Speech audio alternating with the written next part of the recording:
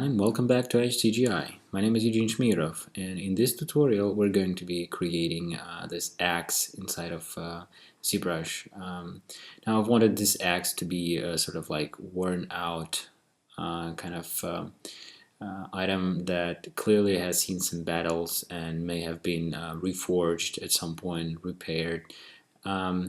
This tutorial is to be a first part in a series on game asset creation, in which we'll be seeing all the phases that an asset goes through when being created for use inside of the game engine. In our case, that's going to be Unity, and that is going to be the last phase of the tutorial.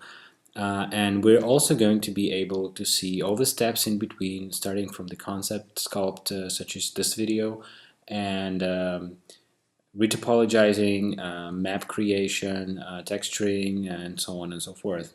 So basically all the steps, and we're going to also take a look at different approaches to those steps, sort of, for example, like retopologizing inside of ZBrush with all the different tools that it provides, and in Maya, and we're going to see the differences and advantages and so on and so forth. Now, what you see on the screen is not, it's just a preview, so it's not what the asset is going to be looking like in the end when we import that into Unity. So I've just created this one as usual inside of Keyshot, just to kind of give you a hint at what it might look like once all the materials and textures are there. So without further ado, let's start doing our concept sculpt for this guy. Okay, so here we are in Zbrush Interface once again. I want to start with creating a cylinder, but before we can go and edit this, before we can sculpt this guy, I want to go down to Initialize tab down here and decrease a number of subdivisions, radial subdivisions and height subdivisions. The reason for that is we're going to be using ZModeller tool for the majority of the video here, and this process is sped up, obviously, but the reason for that, it's a lengthy part, and strictly speaking, this video is not about using ZModeller.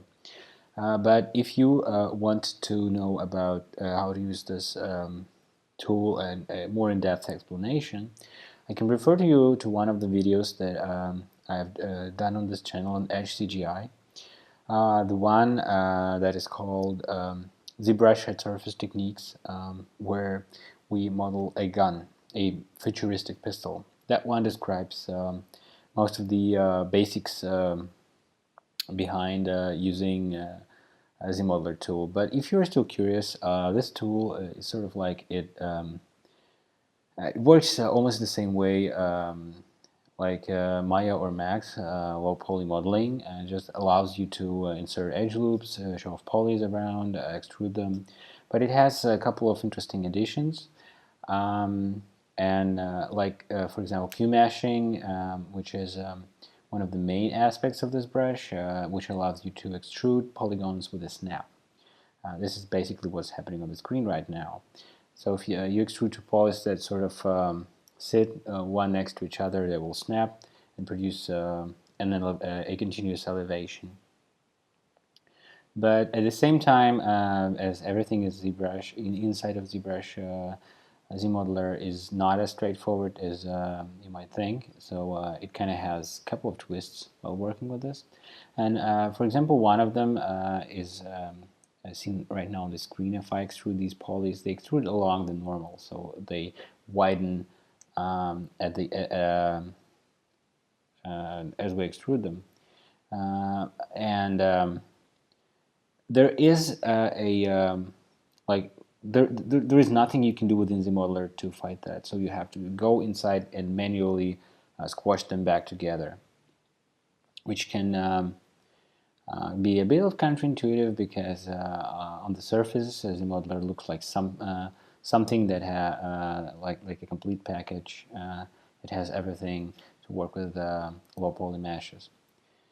So what I'm trying to do here is I'm just setting up a low poly mesh, sort of like a base mesh on which we're going to be sculpting all the high poly details. And the idea behind this axe was I kind of went online and I looked at all the different axes, both real and fantasy, and I kind of saw the basic shape of that. But with this one, I wanted to make it look like it's really worn, like it's seen lots of battles. It has tried, it has drinking lots of blood,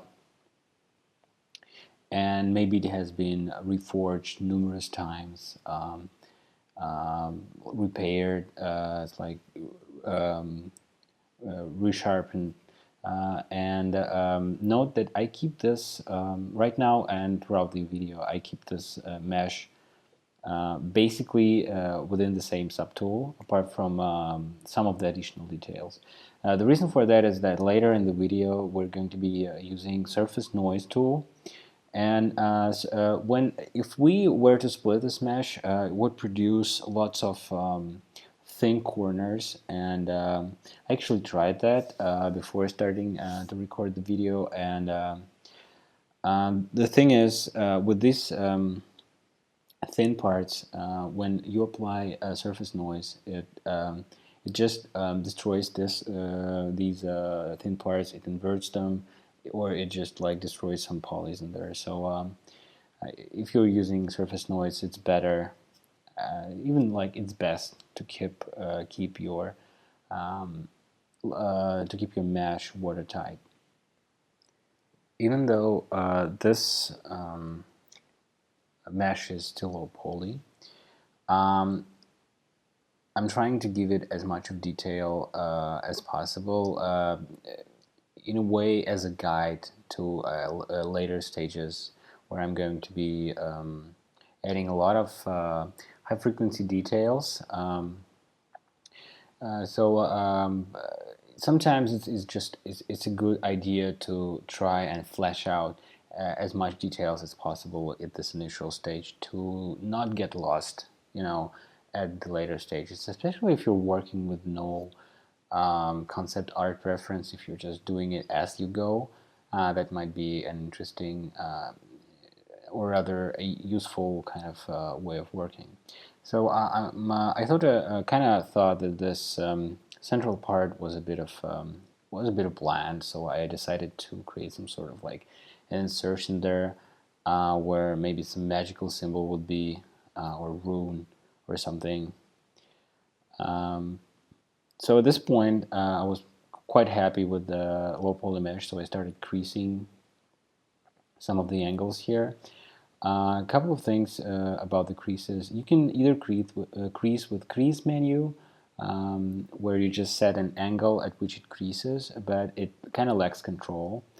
Or you can use awesome crease tool within ZModeller, which allows you to either crease the entire edge loop or crease per edge.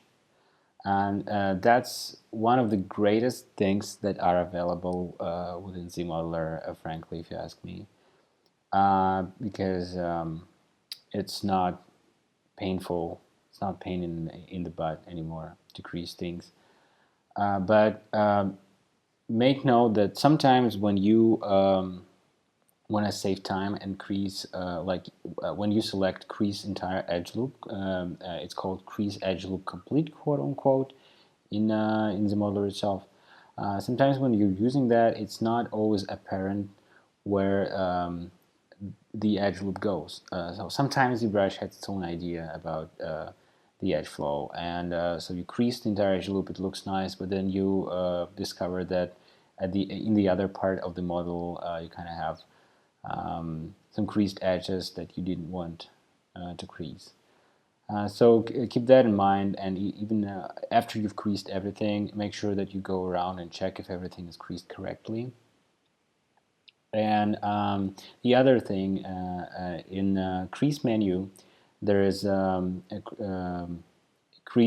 is a slider that determines how many subdivision levels you want your creases to stay. And even if you are not using crease menu to crease your mesh, you can still use that slider to determine the amount of subdivision levels the number of subdivision levels those creases will stay. So keep that in mind. I set it usually to either 3 or 4. By default, it's on 15, and I believe you can't even subdivide it that much. But still, make use of that. The other thing is that since we've extruded a lot, our mesh is a bit of uneven in topology. So some places kind of have lots of polygons, other places are devoid of polygons. And I kind of went in and I added a couple of additional edge loops here and there to sort of make it look more even, because when we start sculpting, we want and the entire mesh is going to be subdivided. We don't want some parts to have lots of subdivisions and the others to have less subdivisions because each subdivision level just adds additional polygons within those that we already have. So it's pretty obvious. So so it's a good idea to have some of the to have all the areas roughly with the roughly same kind of poly density. There are a couple of fast automatic ways to approach this. One of them is Z-Remesher, but I decided not to use Z-Remesher here because we have this very sharp corners at blades, and those blades those will just confuse Z-Remesher. So I'm using IMMs here now. These are just standard ZBrush IMMs. I didn't use any custom. Just like bolts, where I kind of trying to indicate that these parts are handcrafted and strapped together. And here I just duplicate the model itself because I want to work with this particular area. I want to use some curve tools, and I need to get rid of the subdivision. So I'm using snap strap brush here, and if you hold down Shift, and it will kind of go around your model, and then if your mesh doesn't have subdivisions, you can control or command transpose and drag, and it will just duplicate the unmasked part of that. So here I get back at my main mesh, and I'm just hiding some parts and using polygroups menu to group visible, so whatever is visible is going to be grouped, and I'm just doing that for the ease of masking that later, because we're approaching the part where we're going to be adding lots of surface noise. But before I can do that, I want to make this central part to appear as if it's made of wood. So I just grab one of these standard stripes alphas that you can see on the screen right now, right here, and I can't stress that enough, that you basically can create almost anything with standard alphas provided within ZBrush, because I've used this one for wrinkles. I can use this one to create wood, because it never says anywhere what that is. It's just this kind of pattern. So here I'm using this to create a wood-like appearance, and now it's just a matter of what color texture I apply on top of this. So just creating a couple of indentations here and there, and at this point we're ready to go and try and create surface noise. So I'm masking these areas that I don't want noise to be applied to, and I'm going down here to, let's see, noise. So it's surface and then noise, and you click edit. So I want my scale up, and I want strength to be either positive or negative, but I want this to be really small value. So it would, like, I want to do it in layers. So the first layer is the biggest, sort of like deformation. Click OK, and then click apply to mesh, and as you can see, it applied this noise to mesh. Wouldn't have many subdivisions, so it's not what we saw in the preview, but that's okay. That created the basic idea of like that this whole surface is uneven and it's old. And here I'm creating another layer of noise, doing the same thing, but this time I just want a little bit more strength, or it's negative, so it's less strength. And this is like a different scale, so it's like smaller, and then I click apply to mesh again. And as you can see, it sort of like bloats our mesh a bit here and there. So let's add a third layer of noise on top of what we have here. It's being a little bit laggy here because I have a lot of subdivision levels at this point. I've added another subdivision level, and I got memory error eventually. So there's a little bit part cut out of here, but I'm just trying to continue from where I got my ZBrush to crash. So I'm just adding with another subdivision level, I'm just adding another layer of noise, and it's just like a fine noise. And just apply to mesh again. It it takes its time to apply that. But the thing is, it's still here we have the memory error again. Here we go. So let's see, everything kind of freezes. Be careful with how many subdivision levels you have, because sometimes you can run into this sort of thing. In my case, it probably happened because I had my recording application running, but still, better safe than sorry. So I deleted the last subdivision level. So now I want, like, this still looks too uniform. So I want to go in and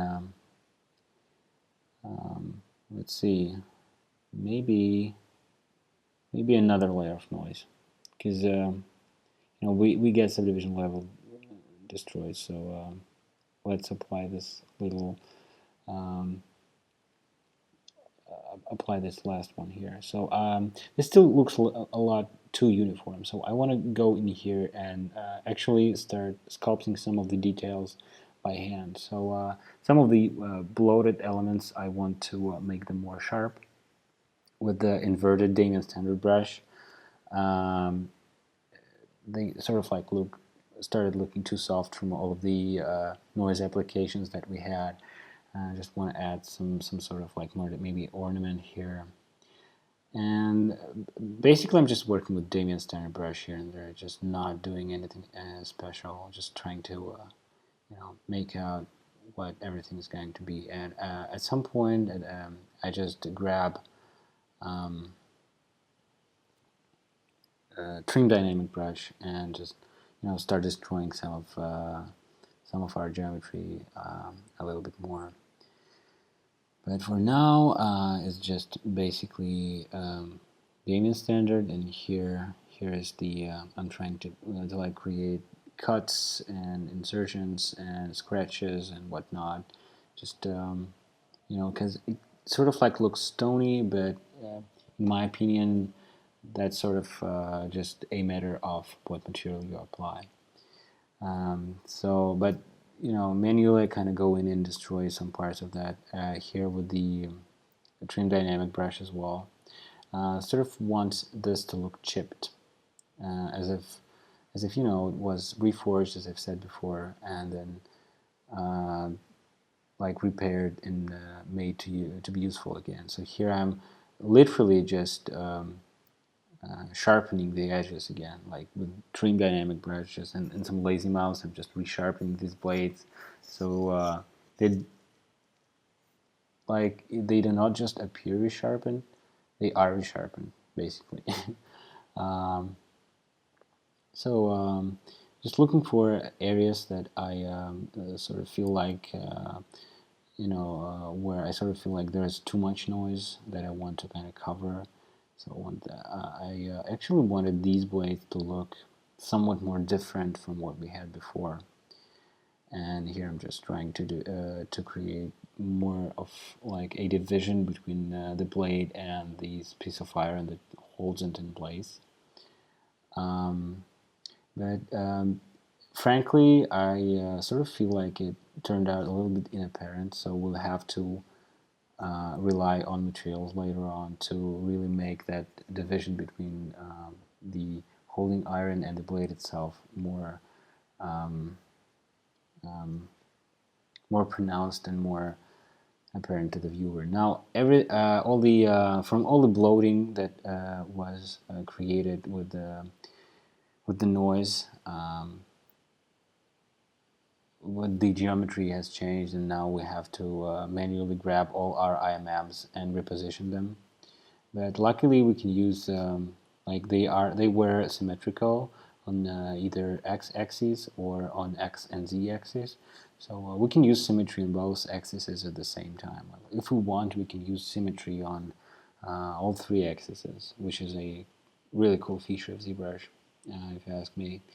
So here I'm just with some transparency. I just search for all the IMMs that are invisible all of a sudden and reposition them to match the new surface area. All the bolts, some of them are okay, some of them need lots of repositioning, and we still have a couple of areas that we need to pay attention to. For example, as you can see here on the screen, these straps kind of look weird, and we need to create some of the additional surface detail for them. So let's see, almost all the bolts are okay now. They're almost in position here. And I really like how this lower part turned out, really destroyed, like really worn out. So I kind of go back here, and I'm still trying to make out this separation between the different parts of the axe. But now I have to admit, from all the like tossing around all the deformations made with noise, it sort of like I'm not really happy with how it turned out. So I'm just using pinch brush to sort of like bring them more together. So I've, like as before, I've duplicated the axe again to work on the lowest subdivision level without destroying anything on our original model. And I'm doing another insertion because I felt like the blade that sits inside of this iron has to be fixed somehow. So I decided to add a couple of bolts here and there. So here we go. Here are our bolts. Yet again, as you can see, the high level geometry is not the same as the low level, so we had to reposition one of the bolts. Here I come down to the leather straps. They don't really look leather yet, but I just grabbed one of the standard alphas found in Lightbox. I think this one is called Leathery Skin. And I'm just I'm using standard standard brush with spray pattern and Leathery Skin Alpha to sort of like make these create some surface noise for these straps to make them resemble leather, as if they were like strapped on top of the wooden part, so it would be more comfortable to grip them. Yet again, to avoid any subdivision level destruction, I've duplicated that, deleted some subdivision levels, and I'm just using some standard ZBrush IMMs to create this stitching here. It's a kind of thought that those leather straps were placed there somehow, right? So they were probably stitched at some point. So just delete all the geometry I don't need. Bring the stitches back. Position them a little bit better. Okay, one of them is off. So let's put this one back in here. Let's see, everything's fine. Now I want to sort of like add a break in this. So I want to grab Damien standard brush and just cut through these leather straps so they would appear as if they sort of like two parts are being stitched in here, so it kind of goes around the wooden part and then they're stitched, if that makes sense. But then I just grabbed Deco brush and I wanted to make this these edges a little bit more rough. we're not going to be in the final asset. We're not going to be to be seeing this part up close. So I didn't pay too much attention to that. Just a bit of messing up with decal brush. Here's our final result, the same preview image that we've seen before. Yet again, I want to stress that this is not what it's going to look like inside of Unity, but since this is a concept sculpt, I kind of thought that this sort of like keyshot rendering would give us a good representation and sort of establish some mood for this item, this war, destruction, and death. So I hope you found this tutorial informative. Be sure to stick around for other videos in the series where we see all the other stages of game asset creation. In the next video, we're going to be retopologizing this model, and in later videos, we'll be projecting normal maps, we'll be creating textures, and so on and so forth. So be sure to stick around and check those videos out as well. I hope you found this one informative, and don't forget to share, like, and subscribe. And I really hope to see you all soon. Bye bye.